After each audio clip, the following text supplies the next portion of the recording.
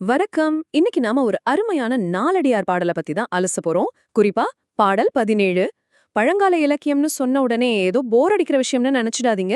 இதுல இளமை, அழகு இதெல்லாம் எவ்ளோ சீக்கிரம் மறைஞ்சு போகுங்கிறத பத்தி ரொம்பவே யதார்த்தமான சில விஷயங்கள சொல்லியிருக்காங்க. வாங்க அது என்னன்னு பார்க்கலாம்.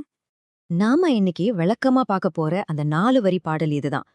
"பன்னிப்படு சோலை பயன்மரமெல்லாம்" அப்படின்னு தொடங்குற இந்த பாட்டு கேட்கறதுக்கு ரொம்ப எளிமையா இருக்கலாம். ஆனா இதுக்குள்ள நம்ம வாழ்க்கையோட ஒரு பெரிய உண்மைய ஒளிஞ்சிருக்கு. அது என்ன உண்மை?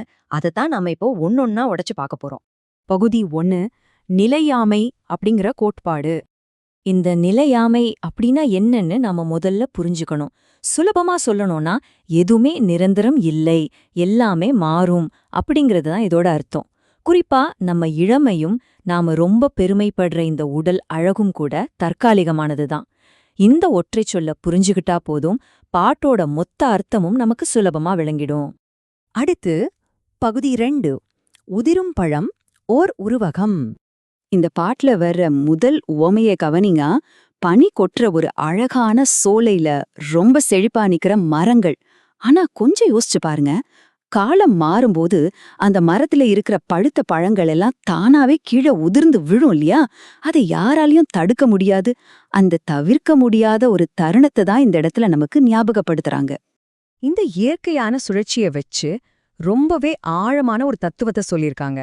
அதாவது பழங்கள் எப்படி மரத்திலிருந்து தானா உதிர்ந்து போகுதோ அதே மாதிரிதான் நம்ம இளமையும். நாம ரொம்பவே சுறுசுறுப்பா இருக்கிற இந்த இளமை காலமும் ஒரு நாள் கண்டிப்பா உதிர்ந்துதான் ஆகணும். பழம் கீழே விழறத எப்படி நம்மால தடுக்க முடியாதோ அதே மாதிரிதான் இளமை கடந்து போறதையும் யாராலையும் நிப்பாட்ட முடியாது.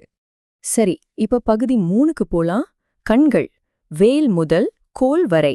இந்த இடத்துல ஒரு பிரமாதமான ஒப்பீடு இருக்கு பாருங்க. ஒரு இளம் பெண்ணோட கூர்மையான எல்லாரையும் ஈர்க்கக்கூடிய வேல் போன்ற கண்களை வயசான காலத்துல அவங்க நடக்க பயன்படுத்துற ஊன்றுகோலோட, அதாவது கோல் கண்களோட ஒப்பிடுறாங்க. இன்னைக்கு அவ்வளவு கூர்மையா பாக்குற அந்த கண்கள் நாளைக்கு ஒரு தடிய வச்சு தரைய தட்டி தட்டி வழி தேடுற நிலைக்கு மாறும்.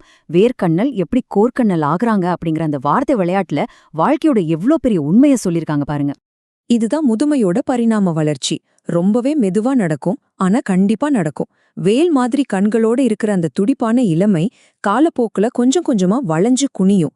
அந்த உடல் அழகும் கண்களோட கூர்மையும் மறைஞ்சி உயிர் வாழ்றதுக்காக தரைய தட்டி பாக்குற ஒரு சாதாரண மரக்கோல் தான் அவங்களுக்கு புது கண்களா மாறும். கேட்கவே கொஞ்சம் கஷ்டமா இருந்தாலும் இதுதான் யதார்த்தம் இல்லையா?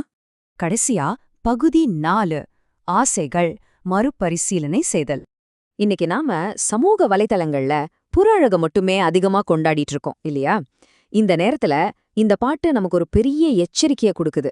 ஒருத்தரோட வெளி தோற்றத்தையோ அவங்களோட அழகான கண்களையும் பார்த்து மட்டுமே அவங்க மேல ஆசை வைக்காதீங்கன்னு சொல்லுது. ஏன்னா நாம முன்னாடியே பார்த்த மாதிரி அந்த புற அழகுங்கிறது ரொம்பவே தற்காலிகமானது. வெளி தோற்றத்தை மட்டுமே வச்சு வர்ற ஆசை கண்டிப்பா ஒரு நாள் ஏமாற்றத்துல தான் முடியும்னு நாலடியார் ரொம்ப ஆணித்தரமா சொல்லுது.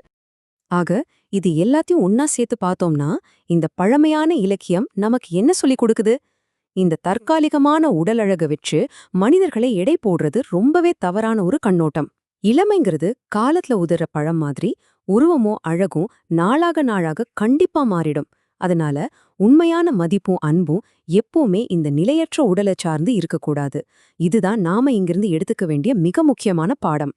இந்த விளக்குரையை நாம முடிக்கிறதுக்கு முன்னாடி உங்ககிட்ட ஒரு கேள்வி விட்டுட்டு போறேன். கொஞ்சம் யோசிச்சு பாருங்க. நம்ம இளமையும் அழகும் இலையுதிர் காலத்துல உதிர்ற பழங்கள் மாதிரி ஒரு நாள் உதிர்ந்து விழுந்துடும்னா அந்த பருவம் மாறும்போது நம்ம கிட்ட நிரந்தரமா மிஞ்ச போறது என்ன? நாம தேட வேண்டிய உண்மையான மதிப்பு எதுல இருக்கு? நிலையற்ற புற அழகுலா இல்ல நிலையான நற்குணங்களிலா? இத கொஞ்சம் ஆழமா சிந்திச்சு பாருங்க. மீண்டும் ஒரு அருமையான விளக்குரையில உங்களை சந்திக்கிறேன். நன்றி.